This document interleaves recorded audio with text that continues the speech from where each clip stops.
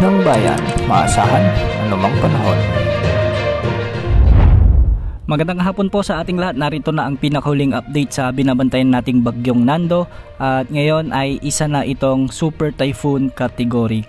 Kaninang alas 10 ng umaga ay lumakas na ang bagyong Nando bilang super typhoon at huli itong namataan sa layong 535 kilometers silangan ng Tuguegarao City sa may Cagayan. Taglay na nito ngayon ang napakalakas na hangin na umaabot sa 185 kilometers per hour malapit sa gitna at pagbugsong umaabot sa 230 kilometers per hour. Kumikilos ito ng pakanluran sa bilis na 15 kilometers per hour. Malawak ang kaalaman na sakop ng bagyong ito at meron itong diametro na umaabot sa 530 kilometers mula sa gitna. Dahil dito nakataas na ang tropical cyclone wind signal number 2 sa Batanes, Cagayan kasama na ang Babuyan Islands, ang northern at ang eastern portion ng Isabela, sa may Apayao ang eastern portion ng Kalinga, ang northern portion ng Ilocos Sur. Samantalang signal number 1 naman sa nalalabing bahagi ng Isabela, Quirino, Nueva Vizcaya, ang nalalabing bahagi ng Kalinga, Abra Mountain Province, Ifugao, Benguet, ang nalalabing bahagi ng Ilocos Norte, Ilocos Sur, La Union. Signal number 1 din sa Pangasinan, ang northern portion ng Zambales, ang northern at central portions ng Nueva Ecija, ang northern at central portions ng Tarlac, kasama na ang Aurora.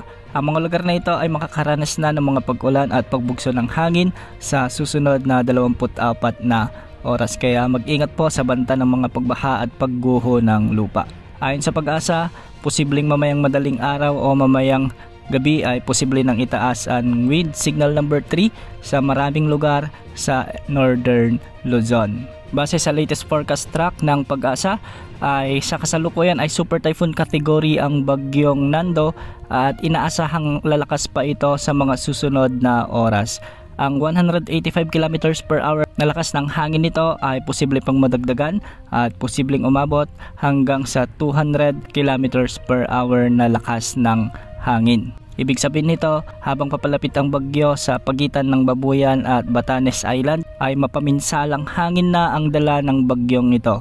Hindi lang ang mga taga Babuyan Islands at Batanes ang pinag-iingat natin sa banta ng malalakas na pagbugso ng hangin at ulan, kundi pati na rin sa mga lalawigang malapit dito kasama na ang Cagayan, Apayao, Ilocos Norte at ang ilang bahagi pa ng Kalinga. Sa mga susunod na oras ay magpapatuloy ang pagkilos nito ng pakanluran hilagang kanluran at bukas ng umaga ay posible na itong dumaan sa mga karagatang sakop ng Batanes o Babuyan at hindi rin inaalis ang posibilidad na maglandfall ito sa anumang isla sa pagitan ng Balintang Channel. Inaasang makakalabas naman sa ating area of responsibility ang bagyong Nando sa araw ng Martes bilang isang napakalakas na bagyo pa rin o super typhoon category at inaasahang maglalandfall na ito sa bahagi ng southern China bilang typhoon category sa araw naman ng Miyerkules. Sa ngayon nakataas na ang heavy rainfall outlook dulot ng bagyong Nando at southwest monsoon. Kung mapapansin natin, nasa orange color ang Cagayan at yellow naman ang Batanes at Apayao. Samantala dahil naman sa